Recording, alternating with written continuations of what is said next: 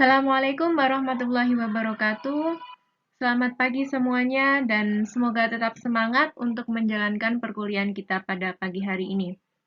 Pada kesempatan kali ini saya Maisuna Kundaryati dan rekan saya Yayang Setiawardani akan mempresentasikan makalah kami dengan judul Pendekatan Ilmiah dalam Penelitian dan Membedakan Penelitian dan Non-Penelitian.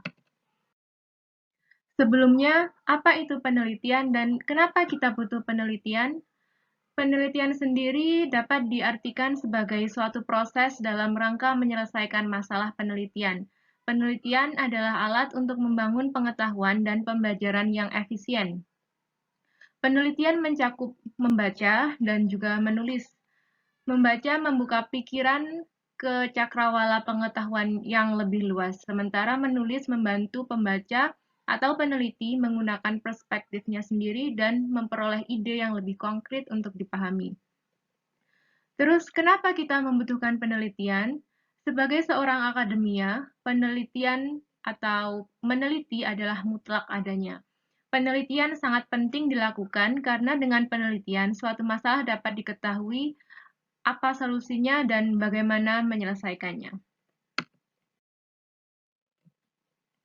Selanjutnya adalah pendekatan ilmiah dalam penelitian. Pendekatan ilmiah adalah suatu proses atau cara keilmuan dalam melakukan proses penelitian atau science project untuk memperoleh pengetahuan secara sistematis berdasarkan bukti fisik.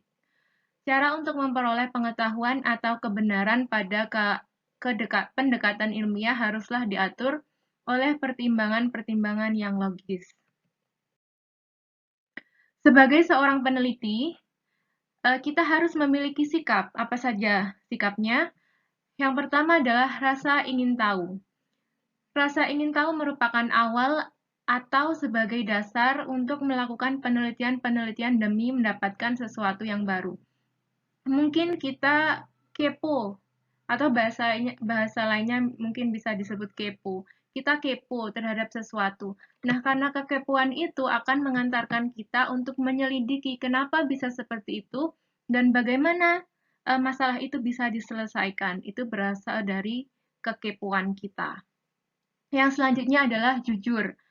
Ketika melakukan penelitian, seorang saintis harus bersikap jujur, artinya selalu menerima kenyataan dari hasil penelitian yang tidak mengada-ngada serta tidak boleh mengubah data hasil penelitiannya. Dalam penelitian, data itu tidak ada yang salah selagi metode atau rancangan yang dilaksanakan sudah sesuai. Ketika hasil itu mungkin tidak sesuai dengan hipotesis atau tidak sesuai dengan keinginan kita atau teori sebelumnya, mungkin itu akan menghasilkan teori yang baru. Jadi tidak mengapa. Bisa kita bahas, bisa kita ungkapkan kenapa kok hasilnya seperti ini, kenapa kok hasilnya seperti itu. Nah, itu yang kita ungkap sebagai seorang peneliti. Yang selanjutnya adalah tekun. Tekun berarti tidak mudah putus asa. Ketika melakukan penelitian terhadap suatu masalah, tidak boleh mudah untuk putus asa. Seringkali dalam membuktikan suatu masalah, penelitian harus diulang-ulang untuk mendapatkan data yang akurat. Pada beberapa penelitian, itu memang tidak bisa diselesaikan hanya dengan satu penelitian. Oleh karena itu, bisa disebut penelitian sebagai open-ended question. Ya, sehingga butuh diadakan penelitian yang berulang dan berulang untuk menghasilkan hasil yang valid seperti itu. Yang keempat adalah teliti. Teliti artinya bertindak hati-hati dan tidak ceroboh. Dengan tindakan yang teliti dalam melakukan penelitian akan mengurangi kesalahan-kesalahan sehingga menghasilkan data yang baik.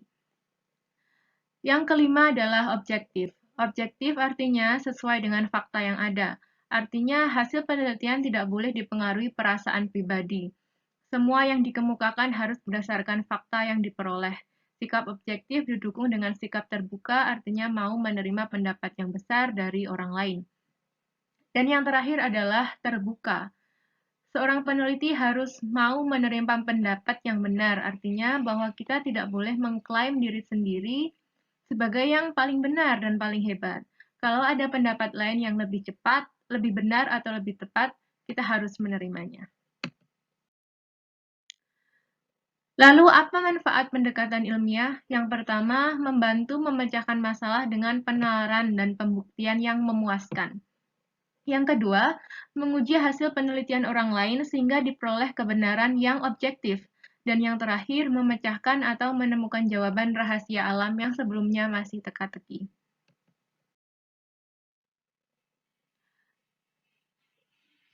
Ada 6 kriteria pendekatan ilmiah. Yang pertama adalah berdasarkan fakta.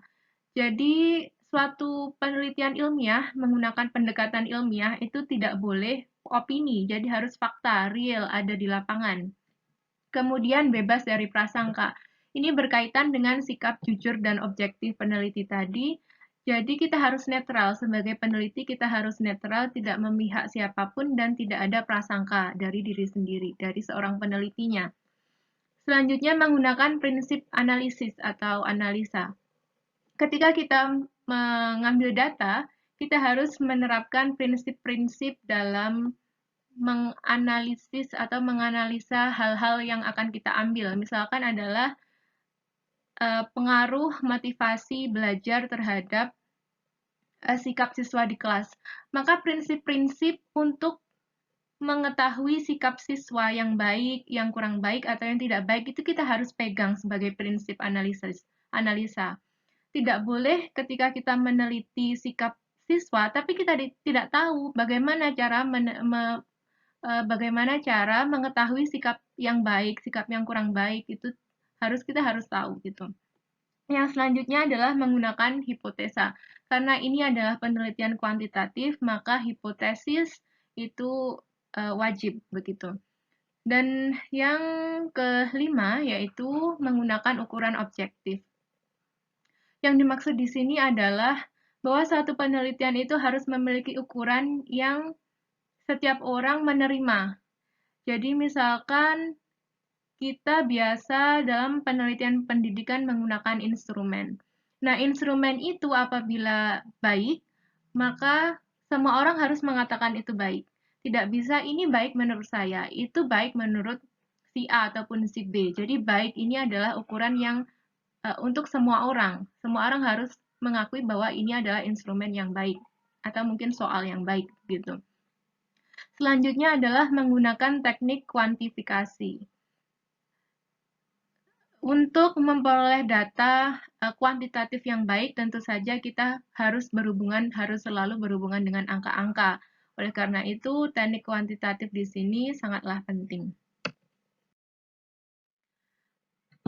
Saya mengutip metode ilmiah menurut Frankel dan Wallen tahun 1996. Yang pertama adalah mengidentifikasi masalah, yang kedua mengklarifikasi masalah, yang ketiga menentukan informasi yang dibutuhkan atau bagaimana cara mendapatkannya, yang keempat menyusun informasi, dan yang kelima menginterpretasi hasil. Yang dimaksud dari mengidentifikasi masalah adalah seperti kita mencari masalah dalam dunia pendidikan. Contohnya, kenapa siswa yang memiliki motivasi rendah dalam belajar memiliki hasil belajar yang rendah pula? Maka masalahnya adalah hasil belajar siswa yang rendah. Maka masalahnya adalah hasil belajar siswa yang rendah.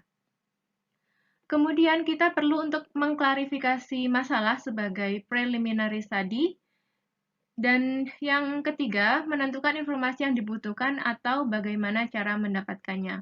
Ini juga bisa untuk kajian literatur, teori-teori yang akan mendukung penelitian kita nanti, termasuk juga metode melakukan penelitiannya. Yang keempat adalah menyusun informasi. Menyusun informasi yang di sini adalah mengambil data dari penelitian yang kita rancang, yang selanjutnya diinterpretasikan hasil. Sedangkan menurut Cohen, Mannion, dan Morrison tahun 2001, terdapat 8 langkah metode ilmiah. Yang pertama adalah hipotesis firasat atau tebakan. Jadi menurut Cohen, suatu penelitian itu didasarkan pada suatu hipotesis. Pada buku Cohen ini tidak disebutkan yang pertama kali adalah masalah, tetapi tentu saja hipotesis ini berdasarkan masalah.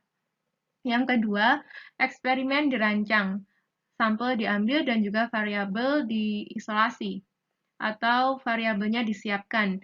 Yang ketiga adalah korelasi diamati, pola yang teridentifikasi. Yang keempat, hipotesis dibentuk untuk menjelaskan keteraturan. Yang kelima, menjelaskan atau prediksi diuji. Yang keenam, hukum dikembangkan atau dikonfirmasi. Ini adalah proses untuk pengambilan datanya. Yang ketujuh, generalisasi dibuat. Ini adalah proses untuk membuat kesimpulan dari hasil penelitian yang dilakukan. Dan yang terakhir adalah teori baru. Pada buku Cohen ini disebutkan bahwa suatu penelitian itu sampai menghasilkan teori baru.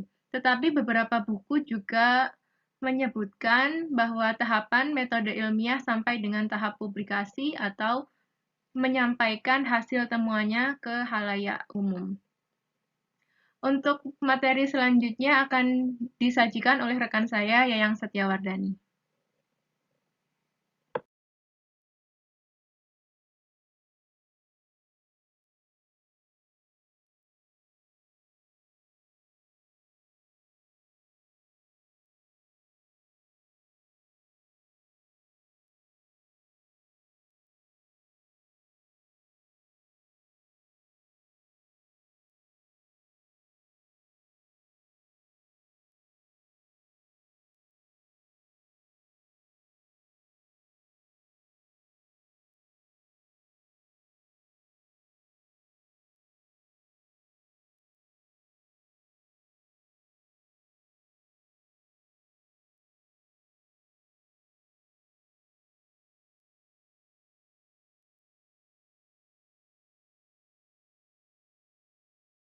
Assalamualaikum warahmatullahi wabarakatuh. Terima kasih atas kesempatannya.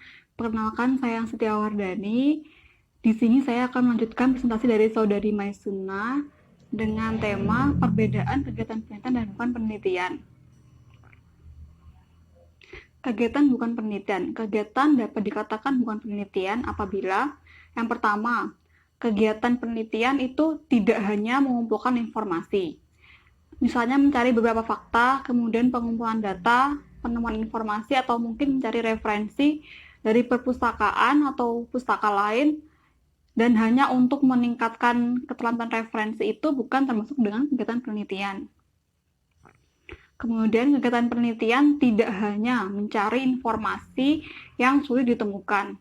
Contohnya dilakukan oleh seorang makelar. Makelar mencari informasi mulai dari lokasi rumah, kemudian harga rumah, strategisnya bagaimana, harganya bagaimana dengan pembeli, itu kan informasi yang hanya diketahui oleh makelar dan bukan termasuk dengan kegiatan penelitian. Kemudian penelitian tidak hanya memindahkan fakta dari satu lokasi ke lokasi lain. Karena sifatnya hanya mengkoleksi data dari berbagai sumber, kemudian disusun kembali menjadi tulisan tanpa interpretasi data, atau mungkin yang lebih rahasia disebut dengan transkripsi data, dokumentasi fakta, organisasi fakta, dan termasuk bukan penelitian. Dan terakhir, penelitian bukan suatu kata atau istilah untuk menarik perhatian. Pada beberapa iklan maupun berita terdapat menggunakan kata penelitian hanya untuk menarik perhatian, misalnya dari konsumen. Dan itu bukan kegiatan penelitian.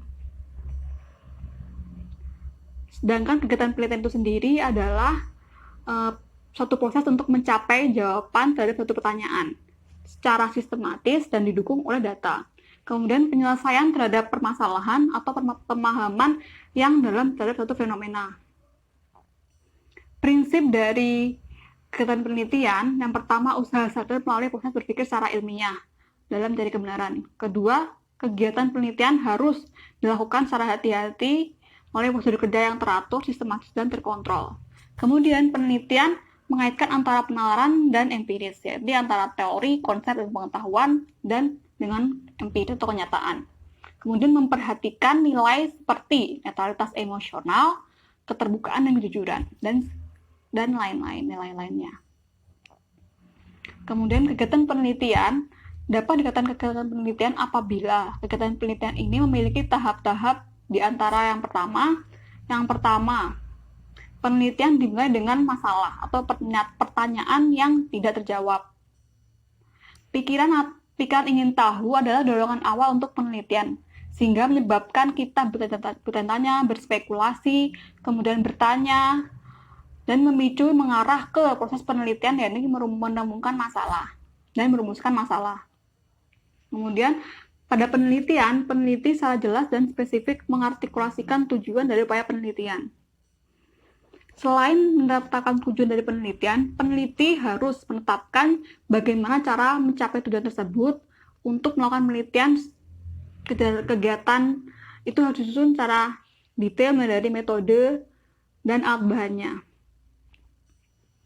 Kemudian, kegiatan penelitian yang ketiga, pada penelitian, peneliti sering membagi masalah utama menjadi sub-masalah yang bisa diatur. Mengidentifikasi dan mengartikulasikan dengan jelas masalah dan submasalahnya merupakan titik awal yang penting pada penelitian. Dengan memeriksa masalah utama secara cermat, peneliti seringkali menemukan masalah penting. Pada penelitian, peneliti mengidentifikasi hipotesis dan asumsi yang mendasari upaya penelitian. Hipotesis mengarahkan kita ke sumber-sumber informasi yang membantu kita untuk menyelesaikan dan menjawab permasalahan penelitian yang sudah ditetapkan. Hipotesis adalah logis pengandaian, tebakan yang masuk akal, dan dari sebuah dugaan berpendidikan. Sedangkan asumsi adalah kondisi yang ditetapkan sehingga jangkauan penelitian itu jelas ada batasnya. Kegiatan penelitian. Pada penelitian, peneliti mengembangkan rencana khusus untuk mengatasi masalah dan submasalahnya. Peneliti merencanakan keseluruhan desain dan metode penelitian tertentu dengan cara yang terarah sehingga mereka dapat memperoleh data yang relevan dengan masalah dan subproblemnya sendiri. Kemudian, pada penelitian, peneliti mengumpulkan, menyusun, dan menganalisis data yang berkaitan dengan masalah dan submasalahnya. Mengumpulkan data apapun yang mungkin relevan dengan masalah dan mengaturnya serta menganalisis data baik data kuantitatif maupun kualitatif. Kemudian disusun menjadi sebuah laporan penelitian. Nah, kemudian pada penelitian, peneliti menginterpretasikan makna yang berkaitan dengan masalah dan submasalahnya. Signifikansi data bergantung pada bagaimana peneliti mengekstrak makna darinya. Dalam penelitian, data yang tidak ditafsirkan tidak ada gunanya, sehingga interpretasi adalah suatu proses pasti yang cukup subjektif, tergantung pada hipotesis, asumsi, dan proses penalaran logis peneliti. Sehingga peneliti harus mengenali dan menerima sifat subjektif dari interpretasi data tersebut. Sehingga dapat menyimpulkan hasil dari penelitian. Apakah berhasil ataupun belum berhasil. Ada yang didapatkannya apa dan yang kekurangannya itu apa. Melalui interpretasi data tersebut. Nah, dari ketujuh langkah penelitian ini dapat dibentuk sebagai sebuah siklus penelitian. Dimulai dari riset dengan satu masalah yang belum terpecahkan, lanjutkan dengan didefinisikan tujuan dengan menyatakan sebuah pernyataan permasalahan yang jelas, lanjutkan dengan permasalahan dibagi menjadi submasalah, kemudian ditentukan hipotesisnya yang merupakan dugaan yang logis untuk menjawab permasalahan, kemudian dilanjutkan mencari data berdasarkan hipotesis dan permasalahan, dan interpretasi arti dari data untuk menjawab permasalahan. Dan siklus ini berbentuk seperti helix atau spiral. Sekian presentasi dari saya dan Maisuna. Terima kasih atas perhatiannya. Ada pertanyaan, silahkan diajukan di forum diskusi. Terima kasih. Assalamualaikum warahmatullahi wabarakatuh.